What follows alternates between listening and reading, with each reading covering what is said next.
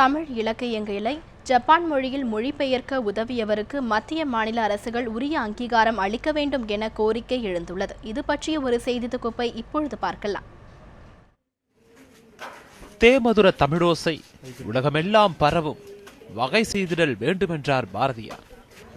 அவரின் வார்த்தையை அடியொற்றி ஜப்பானில் தமிழ் பரப்ப உதவியிருக்கிறார் சேலம் மாவட்டம் ஓமலூரில் வசித்து வரும் சோமு முத்து.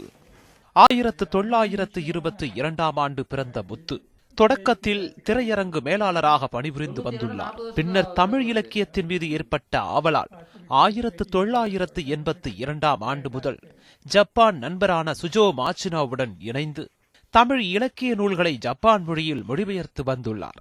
இந்த அரிய முயற்சியின் பயனாக திருக்குறள், மணிமேகலை, நாலடியார், குயில்பாட்டு நூல்கள் தற்போது ஜப்பானிய மொழியில் மொழிபெயர்க்கப்பட்டுள்ளன. தமிழ் இலக்கியங்களை ஜப்பான் மொழியில் பரப்ப வேண்டும் என்று என்னுடைய வேண்டுகோளுக்கு இணங்க அவர் அதையெல்லாம் மொழிபெயர்த்து வெளியிட்டார். அந்த மொழிபெயர்ப்புக்கு ஏற்படக்கூடிய சில சந்தேகங்களை அப்பப்போது எனக்கு கடிதம் மூலம் எழுதுவார்.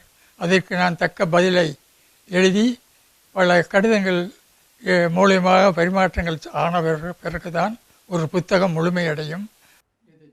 அதே போன்று ஆங்கிலத்தில் உள்ள ஜப்பானிய இலக்கிய நூல்களை தமிழில் முத்து மொழிபெயர்த்திருக்கிறார்.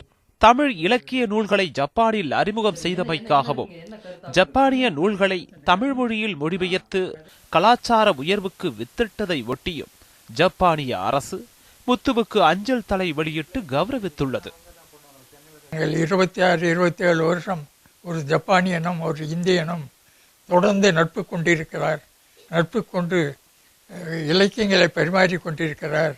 அந்த தமிழ் இலக்கியங்கள் பரிமாற்றத்துக்கும் காரணமாக இருந்திருக்கிறார்கள் என்ற காரணத்துக்காக ஜப்பான் நாடு 2007 ஆண்டு எனக்கு அஞ்சல் தலை வெளியிட்டு கௌரவித்தது. இதுவரை 13 புத்தகங்களை எழுதியுள்ள முத்து தற்போது முதுமையின் காரணமாக எழுதுவதை நிறுத்திவிட்டார். சென்னையில் அஞ்சல் துறை பாராட்டு விழா நடத்தி சான்றிதழ் வழங்கியதாக குறிப்பிடும் முத்துவின் மகன் கண்ணன், தமிழக அரசிடமிருந்து எந்த ஒரு அங்கீகாரமும் இதுவரை கிடைக்கவில்லை என்கிறார் வேதனையுடன். இது நாள் வரை எனது தந்தையாருக்கு அரசாங்கத்திலிருந்து எந்த விதமான ஒரு அங்கீகாரமும் கிடைக்கவில்லை. கடந்த 9 வருடமாக இந்த இயக்கத்துடனேயே நான் இருந்து கொண்டிருக்கிறேன். அவருக்கு அது பொருட்டாக இல்லாமல் இருக்கலாம் என்றாலும் கூட அவருக்கு அரசாங்க ஒரு அங்கீகாரம் கிடைத்தார். அவருடைய பிள்ளைகள் நாங்கள் என்று சொல்லிக் கொள்வதில் பெருமைப்படுவோம். தமிழ் இலக்கிய சுவையை கடல் கடந்து பரப்ப முயன்றவருக்கு உரிய அங்கீகாரம் அளிக்கப்பட வேண்டும் என தமிழ் ஆர்வலர்கள் வலியுறுத்தியுள்ளனர்.